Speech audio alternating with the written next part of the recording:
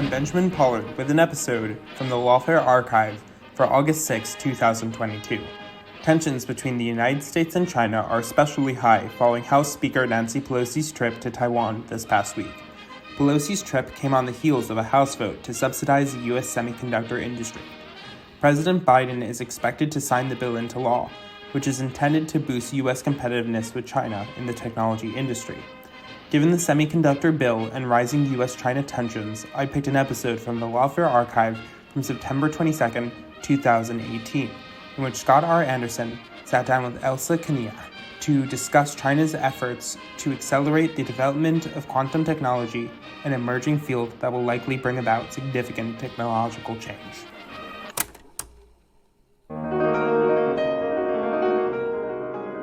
I'm Scott R. Anderson, and this is the Lawfare podcast for September 22nd, 2018. If you ask scientists what is most likely to kick off the next great wave of technological change, a good number will answer quantum mechanics, a field whose physics Albert Einstein once described as spooky, but whose potential, once tapped, could unleash exponentially faster computer processors, unbreakable cryptography, and new frontiers in surveillance technology. No one understands this better than the People's Republic of China, who over the last several years has built up an aggressive state-driven campaign to accelerate the development of quantum technology, a set of policies intended to put it at the very front of the pack for the next technological revolution, and give it all the competitive advantages such technology is likely to bring. To discuss this development, what it may mean for the future, and how the United States should respond, I sat down with Elsa Kania, an adjunct fellow with the Center for a New American Security, and the co-author of a new report on China's efforts to achieve quantum hegemony. It's the Lawfare podcast, episode 349, Elsa Kania on China's quantum quest. This is a really fascinating report, but I want to start people out with something a little more foundational. You're talking here about quantum technology, which encompasses a whole range of different applications. Walk us through this a little bit. What is quantum technology? You mentioned that it's been described as having spooky properties, I think by Einstein. What does that mean in application, and where do these properties come from? Sure. So I find quantum science and technology fascinating, though I will admit up front I am not a scientist. I am limited in my technical understanding of this, but I've done my best in this report to present a readable and realistic impression of what the state of science and technology in this field is and where it's going and what the potential is. Though I think I'm in good company. Albert Einstein is said to have said, if this is correct, it signifies the end of science. Niels Bohr said, those who are not shocked when they first come across quantum theory cannot possibly have understood it. So it is indeed spooky, and Einstein was actually being quite derisive when he characterized the notion of quantum entanglement as spooky action at a distance. There was a lot of skepticism at first about whether the physics underlying what are today becoming technologies could possibly make any sense, but it is fascinating because technologies that actually start to leverage and employ quantum properties such as superposition and entanglement are actually starting to be used to develop technologies such as quantum computing, communications and cryptography, as well as different forms of radar and sensing. So quantum computing has received the most attention so far. It uses a qubit, a quantum analog of the bit, that can be essentially in a superposition between 0 and 1 or simultaneously across all possible states rather than a binary,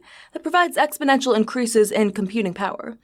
A lot of excitement about the notion of quantum supremacy, or the point at which a quantum computer can surpass a classical computer, at least by some metrics, and certain players in the field, including Google, including researchers in China, claim to be on track to achieving quantum supremacy as early as this year or next, though that is just one quite symbolic milestone in what will be a very long road, or perhaps a marathon, to the development of quantum computers that are actually fully functional and capable of delivering those massive increases in computing power against a broader range of applications.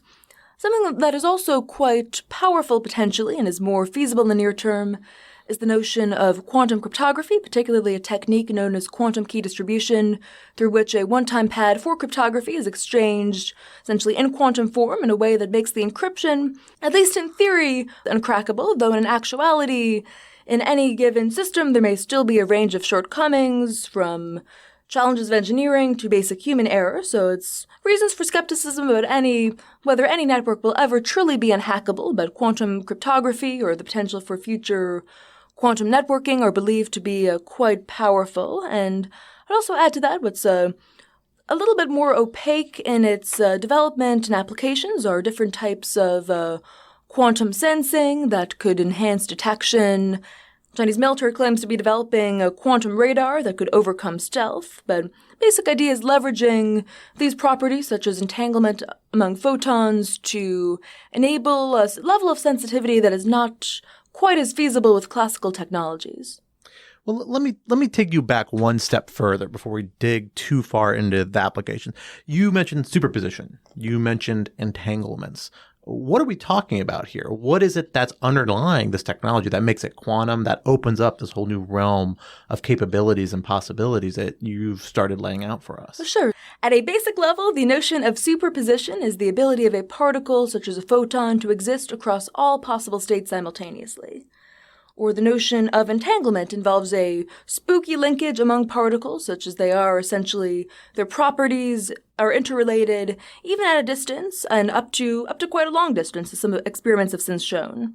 These properties of quantum physics enables quantum cryptography to be uncrackable in theory, including because if an observer were to eavesdrop upon the transmission of a message, or in this case, a one-time pad for cryptography, the quantum state would collapse and it would become known to the sender and recipient that the message had been intercepted. I see. Interesting. And so a big part of this, it sounds like, is, quantum technology would let us go to a world, from a binary world of zeros and ones to a world where we can communicate information with a whole range of different variables using these particles. Is that right? Is that the kind of the basis, at least for the computing half of what you're talking about? Yeah, absolutely. I think the notion is leveraging fundamental dynamics in physics for new technologies that take us beyond some of the current limitations of information technology and could pose exciting new paradigms for the processing of information in an era that is ever more data-rich. Okay, interesting. So let's go back to some of these applications. Now, you mentioned computer processing using quantum technology that would allow us to get exponentially faster processing speeds, essentially. Mm-hmm. You mentioned cryptography, which uses this entanglement idea, presumably, to create these unbreakable codes or theoretically unbreakable codes, at least, on the technical side. Probably there's still some human element of that where things can break in. And these sensing applications.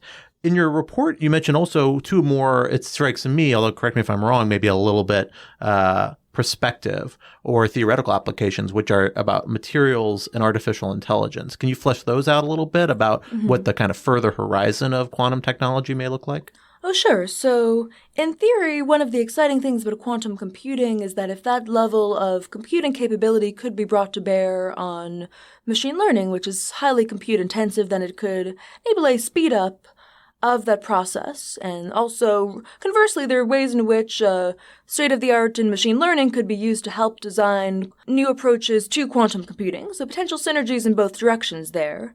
And there has been some initial research showing that certain types of quantum computers or related simulations could run machine learning algorithms in the future, including for data analytics. I think that's still some ways away from being practical, but the potential is exciting and is something that the Chinese government has actually highlighted as a priority in their new generation artificial intelligence development plan. So clearly something where, given China's strengths in both artificial intelligence and in quantum science and technology, there's an intention to explore some of those intersections there. Essentially, quantum materials have properties with unique effects that, in some cases, could have exciting applications, including in next-generation semiconductors, or to enable new approaches to information processing. So, for instance, topological insulators are seen as potentially exciting for that reason, given that they could have electrons moving in a more orderly way that reduces the friction otherwise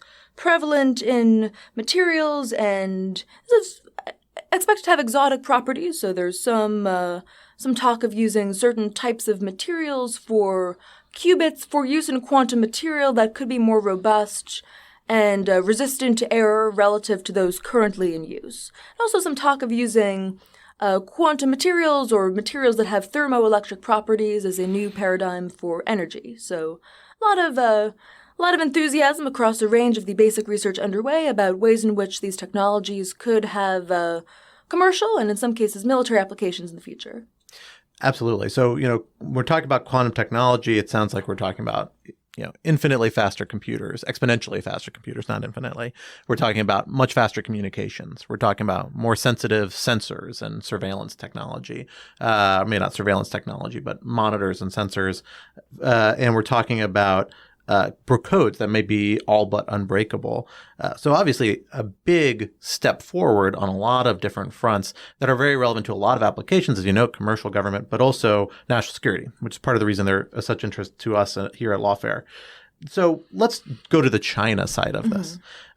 We know that China, from your report, we know that China is very interested in this technology. What shape has this interest taken? What have we seen the Chinese public policy towards this quantum technology begin to look like? So China has some history of investing in research in quantum science and technology, dating back decades in some cases. So some of the recent advances do build upon a fairly robust foundation of prior research in quantum control and quantum information.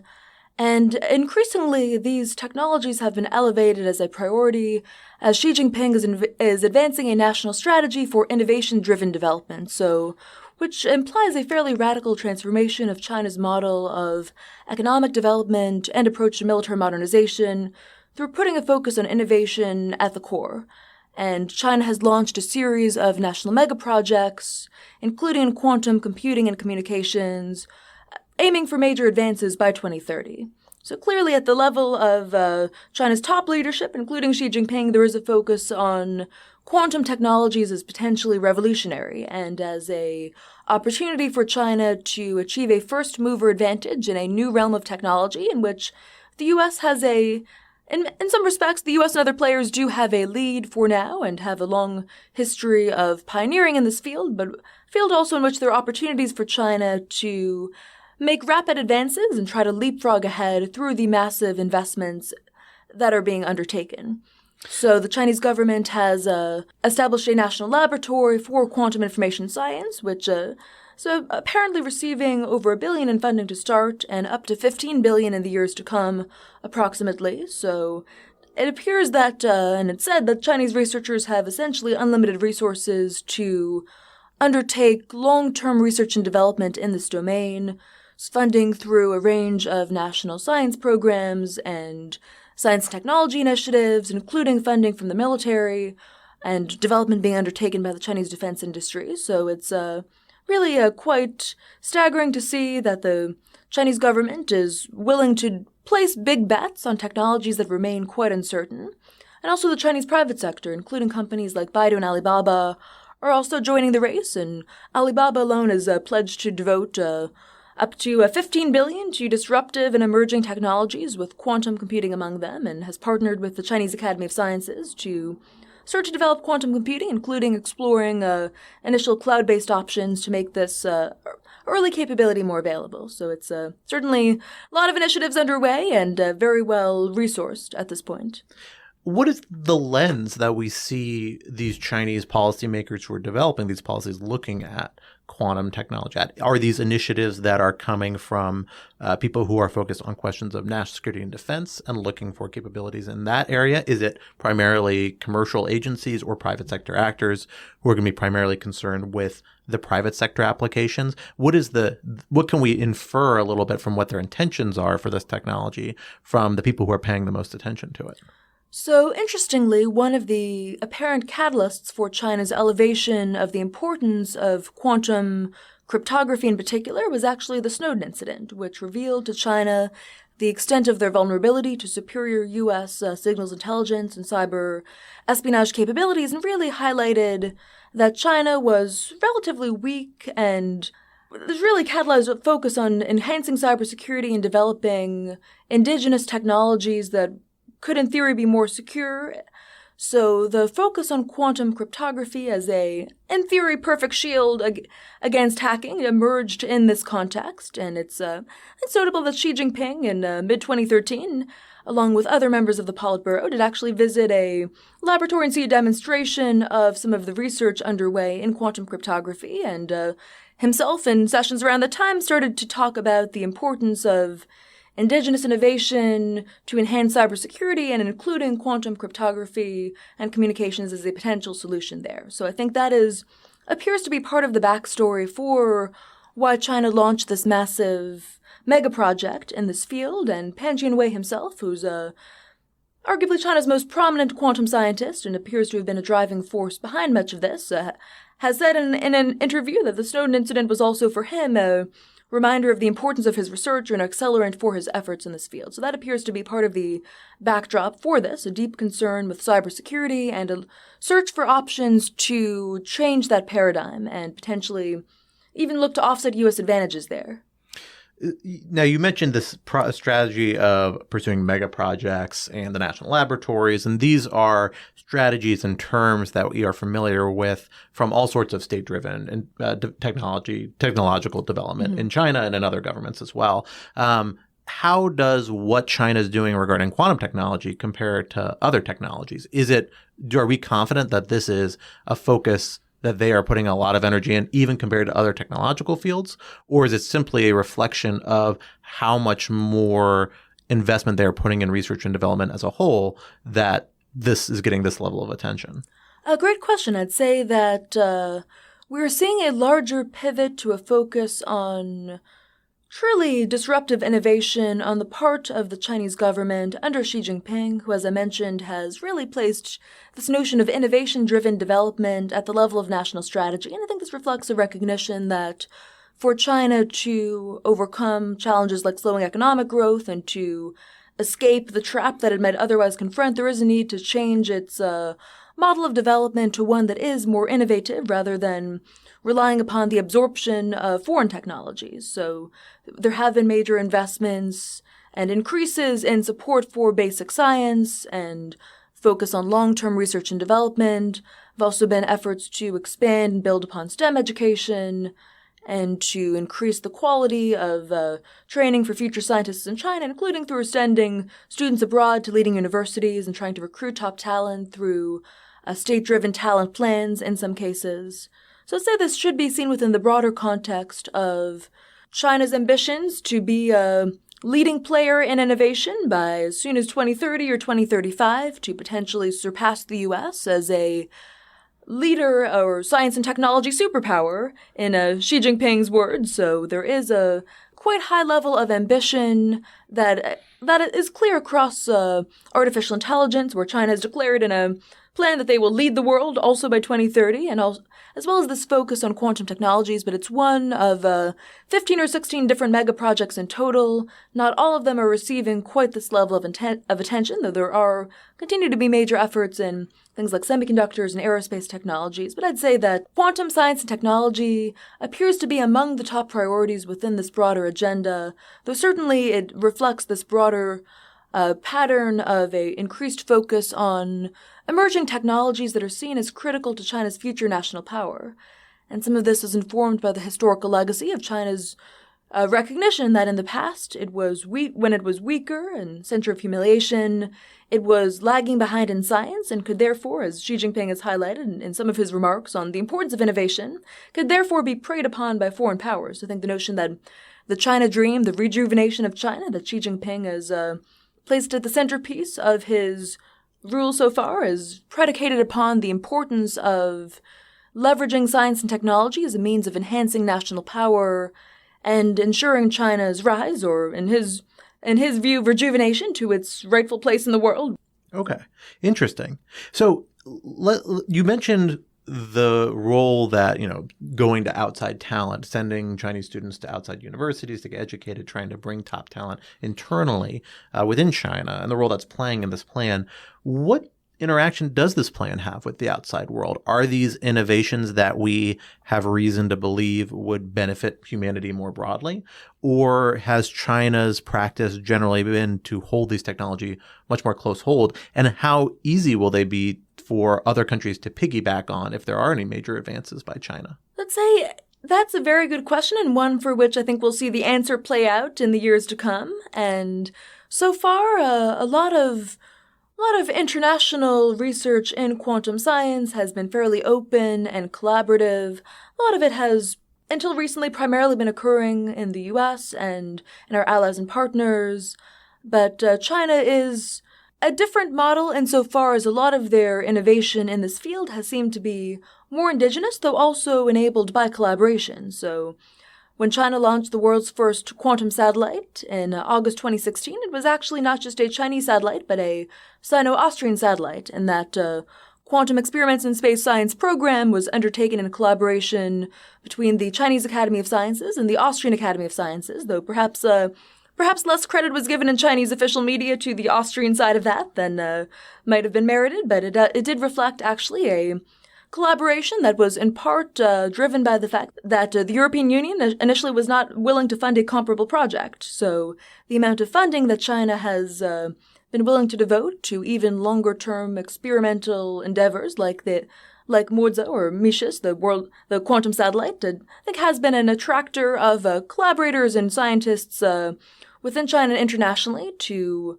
participate in projects of this level of ambition, and perhaps another organization or another nation could have been the first to launch a quantum satellite even years earlier if there had been more of a willingness to fund and support that. There also continue to be fairly robust collaborations between Chinese researchers and other scientists internationally. I think some of these collaborations are clearly mutually beneficial, and the potential benefits of these technologies could be tremendous, including in a number of the commercial applications, but there are, in some cases, reasons for concern that the Chinese government sees that sort of engagement as a one-way street, that it's intended as a bringing in of international innovation resources, as some Chinese S&T plans phrase it, or a way to take advantage of capabilities beyond China, whether that be talent or equipment, and to ensure that it can contribute to indigenous innovation in China, while perhaps in some cases being less willing to enable the benefits to diffuse and be shared beyond China. So, for instance, at one point the Chinese government appeared to be considering policies, and their implementation still remains to be seen, but that would limit the sharing of scientific data and research beyond China without prior approval. So if that is the route that China chooses to go, of trying to draw in resources from the world to advance its own science and technological development without being willing to enable that collaboration and resulting diffusion of these technological advancements to be reciprocal and mutually beneficial, that could start to become problematic and wouldn't be a positive direction for the field as a whole, given that scientific collaboration and the flow of ideas, knowledge, and talent across borders is quite integral to science, and has also been a major advantage for the U.S. that have had this open and collaborative model of innovation, that China may want half of that, but a sort of semi-permeable approach to that sort of engagement.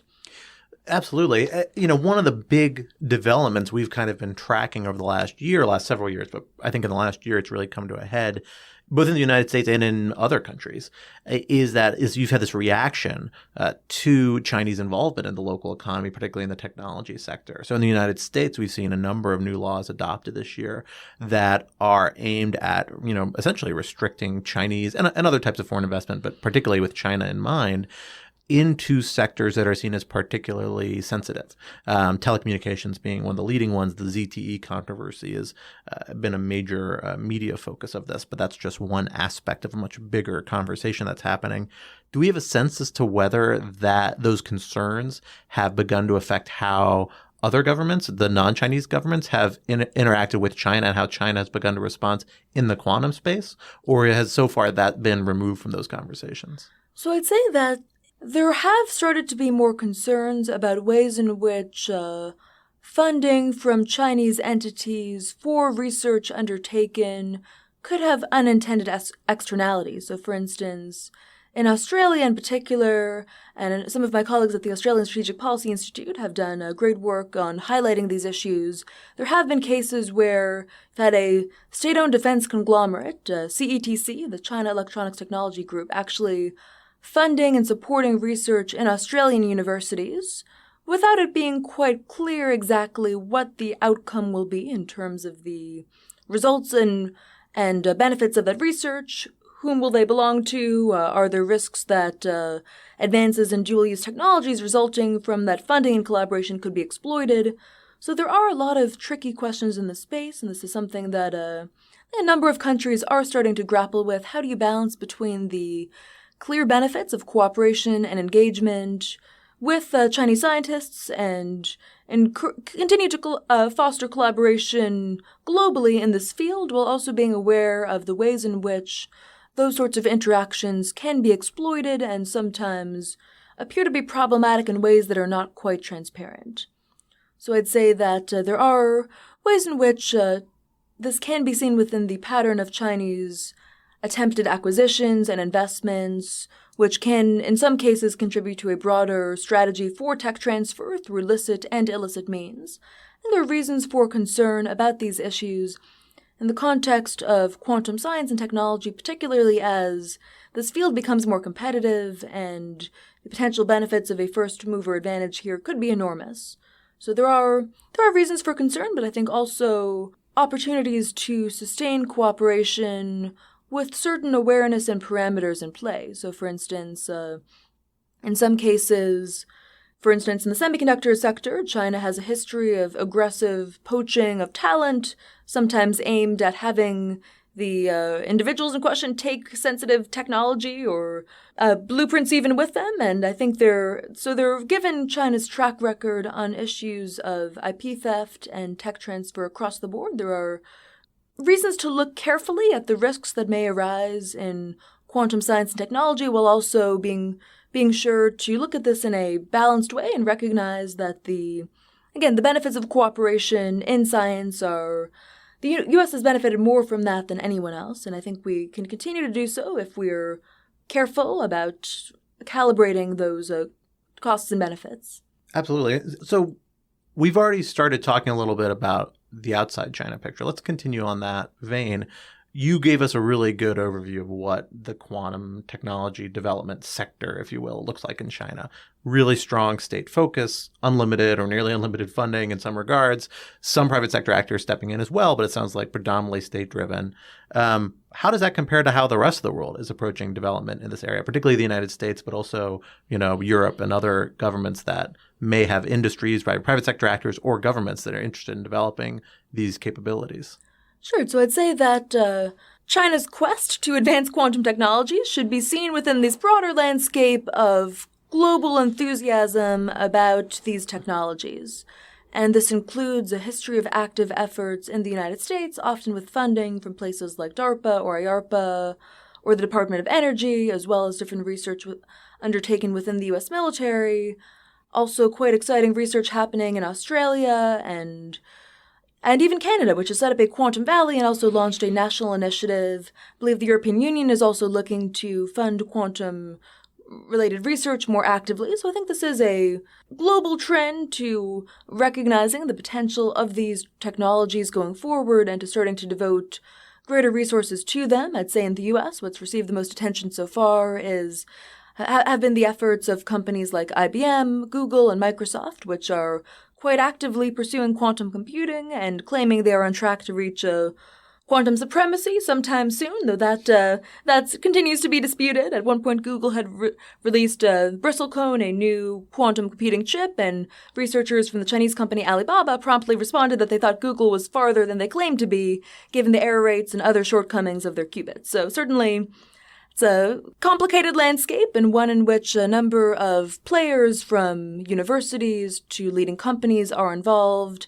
I'd say one of the things that's exciting that's happening in the U.S. as we speak, and in certain respects my report has been overtaken by events, is that the National Quantum Initiative Act was, I believe, passed by the House today. So that's exciting to see that the U.S. government is starting to recognize that although there is a lot of dynamism in these commercial initiatives, having greater government support for long-term research and development and for STEM education to support a long-term talent pipeline in this field will also be critical if the U.S. is to remain a leader in this realm of science and technology. Absolutely. So let's build on that a little bit. I mean, what has been the United States government's approach thus far to fostering the sorts of developments that we see the Chinese government pursuing so avidly? Has there been a proactive policy, or has it primarily left it to academics and the private sector? I'd say there's been a fair amount of U.S. government funding with quite some history there to support basic and applied research in quantum science and technology, though by some accounts the funding has been inconsistent or intermittent, or certain projects that were gaining some momentum were later defunded.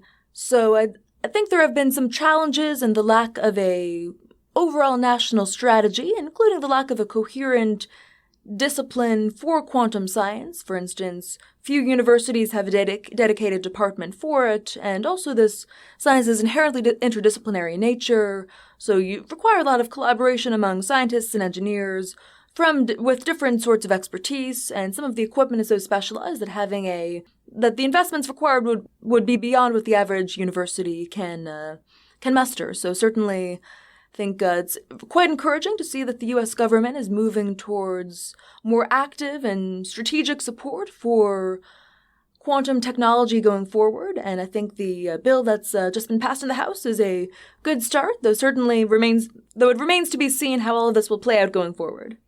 Well, so what does this bill that we saw just come through the House, presumably still awaiting Senate debate and approval, if it gets that far, but what does it do? What does it propose to change? Let's see. So the National Quantum Initiative Act, as it's currently written, first of all, just recognizes the importance of quantum information science as a discipline, both to the American economy and to future national security.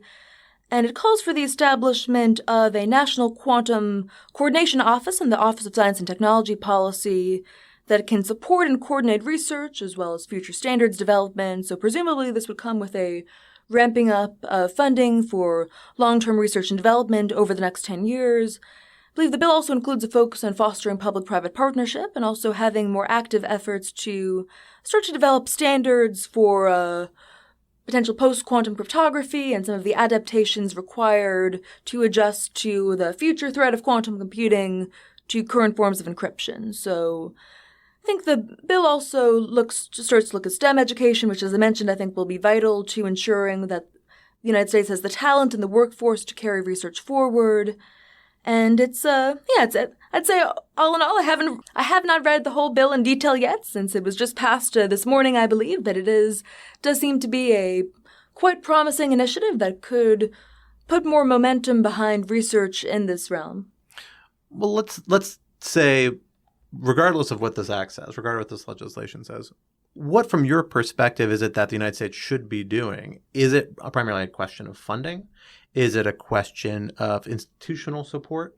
Is it a question of, facilitating talent exchanges and sorts of exchanges with academic communities overseas? I mean, what are the main thrusts of public policy that you think the United States should be pursuing to address this clear policy priority on the part of the Chinese government?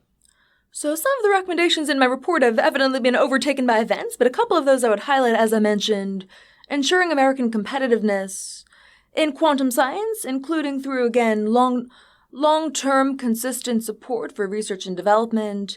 There's a lot of talk of a race, particularly in quantum computing, but this will be more of a marathon. It'll play out perhaps over decades and decades to come. And there also may be certain technologies and applications in this field where there will not be as much private sector support and enthusiasm, so government funding there will be especially important. As I mentioned, talent, including ensuring that the U.S. continues to educate and attract top researchers from around the world, welcoming students and researchers and encouraging them to stay, I think, is a critical piece of this as well, and making STEM education more affordable and accessible for those looking to move into this space.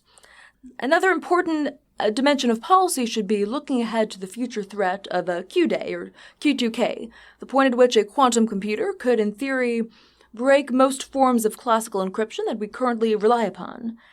And again, it's hard to estimate exactly when this could occur, but it is clear that quantum computers are approaching closer to a point at which the use of Shor's algorithm to factor the large numbers upon which cryptography relies could be more feasible, and at that point, there could be quite dramatic effects on our current information technology ecosystem unless there is adequate preparation in terms of the development of approaches to post-quantum cryptography and also its widespread implementation. So I think it seems unlikely that this will happen out of the blue, so there is time to prepare, but I'm more concerned about the challenges of coordination and implementation of making such significant transitions in our current ecosystem, given that in cybersecurity, basic vulnerabilities that have been known for years in some cases still haven't been fixed. So this will be a challenge in terms of evaluating those risks and starting to make that transition, especially in older legacy systems. I'd also add to that, I think, as we mentioned, there are reasons for concern about what I call quantum surprise, the notion that China or another player in the space could advance more rapidly than we're expecting, or simply the fact that these technologies are uncertain and quantum computing and other quantum technologies, such as quantum radar, could remain decades away for decades to come, or could become operationalized much more rapidly than we're expecting. So I think from the perspective of intelligence analysis, for instance, developing a better set of indicators and potential bellwethers of what to look for as these advances are occurring could be one approach to trying to evaluate these developments with more nuance and realistically going forward. I think on the defense side of things, clearly a number of quantum technologies have potentially quite impactful applications in national security, and I think the U.S. military and national security community should actively explore these options going forward, and which I know is currently underway, but also something the Chinese military is actively looking to do. So Chinese submarine designers claim that next-generation submarines could use quantum navigation to enable independence from beido, their counterpart to GPS, or use quantum communications to communicate securely underwater. A future Chinese quantum radar could overcome stealth and detect U.S. stealth fighters and bombers, and some of this it's difficult to evaluate with the information available and the level of technical uncertainty if or when this will become feasible, but certainly in quantum radar and sensing, metrology more broadly, as well as timing and navigation, there are some quite exciting applications there that I think should be explored both from the perspective of opportunities for the U.S. military and potential challenges to current U.S. capabilities. And I think I'd add to that, I think given some of the developments underway in Congress and the importance of policymaking in the space, we also call in the report, and my colleague and co-author John Costello has highlighted in particular the importance of restoring scientific and technical expertise through Congress, potentially through refunding the Office of Technology Assessment, which has a history of providing deep assessments of technologies and relevant actionable policy insights. And there's been some movement and momentum to reinvigorate OTA, and I hope that given the challenges of quantum technologies, artificial intelligence, and other complex and exciting technologies that are so rapidly developing, Congress will look to ensure that it's as informed as possible and thinking about the policy challenges along the way. I think finally I'd also say there are, as we discussed earlier, there are cases and growing concerns in the U.S. about Chinese IP theft and tech transfer and a range of different avenues through which that is undertaken, from cyber espionage to human espionage to problematic acquisitions and investments. So given the strategic significance of quantum science and technology, having a review undertaken of the risks from a counterintelligence perspective, or a continued examination of how best to respond to some of these tactics through reforms to CFIUS, for instance, and other safeguards in place will also be an important dimension of ensuring security and competitiveness going forward. So quite a lot of policy options that could be undertaken, some of which appear to be well underway with this bill currently in Congress. But I think there are reasons for optimism, but also would argue that the U.S. should not be complacent. In recent history, American military technological advantage has been a key pillar of power and predominance, but today that is starting to change. It's no longer the case that China can't innovate, and by contrast, sometimes there's too much hype or exaggeration of China's potential in innovation, and reality always falls somewhere between those extreme perspectives, but it is clear that China is catching up and is devoting and mobilizing considerable resources for quantum computing, communications, and other technologies and applications in the space. This will be an important space to watch going forward, and it's been exciting to have the chance to attempt to create an initial baseline on where China is today, where they're looking to go, and what some of the potential implications of those ambitions may be. Absolutely. Let's go from the policy to the political a little bit, just for a moment. So we, of course, know that people have different approaches to how the government, different views of how the government should engage with things like technological development. The Obama administration, for instance, was fairly proactive about supporting certain types of technology in certain areas that they're supportive of. Think of the case of support for solar technology being one that would prove very controversial. The Republican Party has been fairly critical of a lot of those initiatives, and of course now is in control of Congress and the White House. Have we seen a change in how the different parties have viewed this technology or similar sorts of technologies? Is there space for this policy to be taken up in the current political environment in Congress and the White House? How realistic are some of the policy proposals you're putting forward given the current political environment or the way the political environment seems likely to be for the next several years, which is fairly hyper-partisan? I suppose we'll find out, but there may be some reasons for optimism insofar as there appears to be a bipartisan consensus emerging on the importance of ensuring American competitiveness in technologies like artificial intelligence and quantum computing, and the new bills introduced, the initiatives that may be soon underway I think are a good start, though certainly I hope that these will move forward and be implemented. And there has been a change from the past administration to this one in terms of the level of focus on and support for science. I hope that this administration is starting to recognize these challenges and appears to be devoting more attention and resources to recognizing that these aren't political issues. The basic solutions and policy approaches are quite simple and have a lot of history.